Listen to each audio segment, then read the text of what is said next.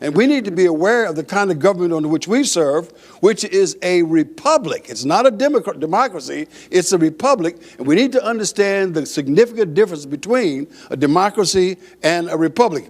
When you know what the truth is, you can make informed, intelligent decisions based on facts, not fiction. Because one of the hosts of the 700 Club, it was part of my responsibility to ensure that the stories we put on the air were factual. True, not something that somebody made up. We had researchers who verified the claims of people who said we had a miracle happen to us. We verified that before we put it on the air. So now after 20 or so years of doing this, I formed a habit of getting the facts of the matter before making a final decision on anything, especially political things. So consequently, as I was doing the research for my latest book, which is coming out in a couple of days, Black Yellow Dogs, I had a real insight when I came up with this quote from Edward Hale, who was a former chaplain of the United States Senate. When he was asked, as chaplain of the Senate, do you pray for the senators? He quickly replied, after getting to know the senators, I pray for the people. So let me thank you all for coming. I know we got a busy day ahead, so let's just cut to the chase. When I was a child, my mother was my teacher, and I told my mother a joke once. I heard about books and black people.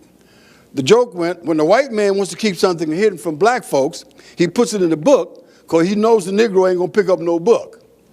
Now, Mama, who was a teacher with a master's degree, which she earned, by the way, teaching in the winter and attending summer school, didn't think that joke was funny. And hopefully, most blacks today will not think it's funny either, because I hope they will be, in fact, some of them incensed enough that they possibly, in an attempt to prove me wrong, will go find out the truth for themselves.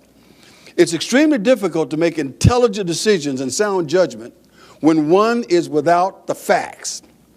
Uninformed, as I was making decisions and reaching conclusions on what I thought were the facts of the matter.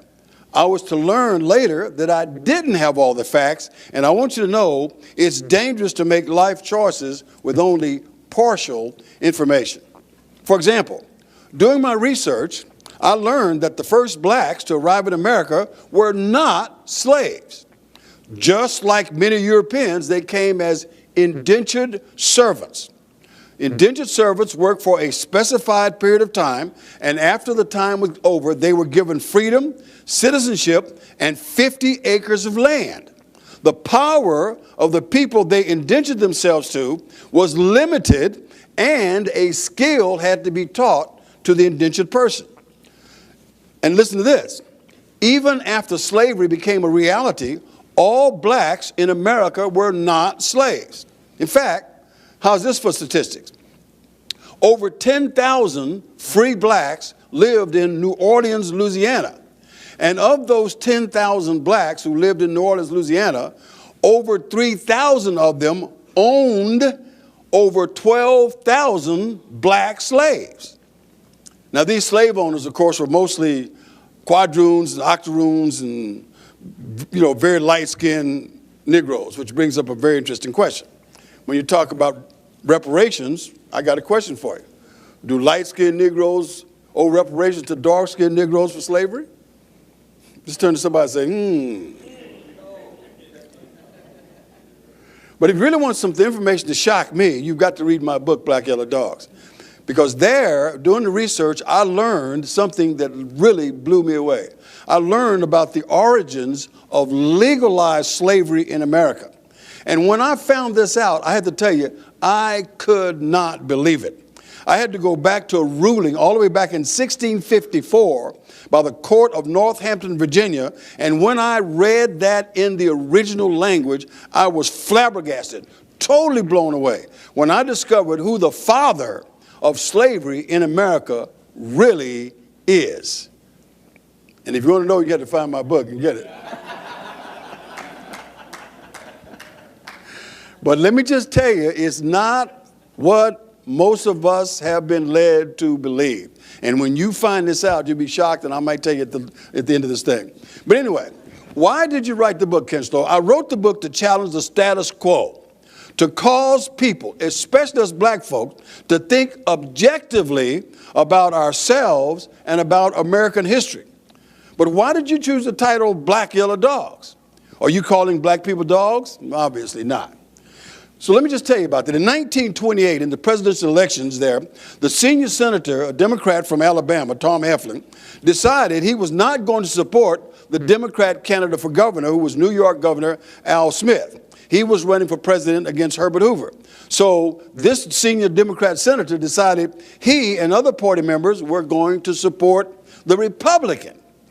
Now, many hardline, rank-and-file Southern Democrats were outraged because despite the fact that this was Alabama, that these were deep South Protestants, and Smith was a Yankee Catholic, these dogged party loyalists were inflexible. They would support Smith.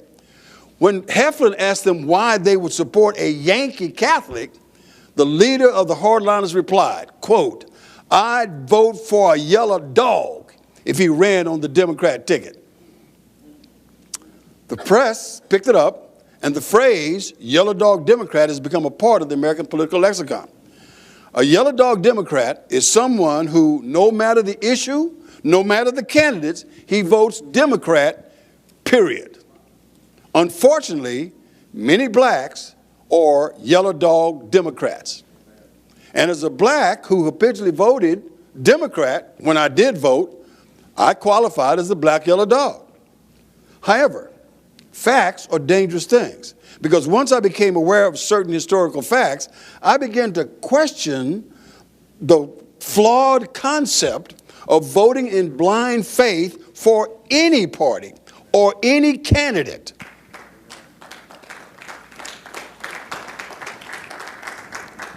Facts matter.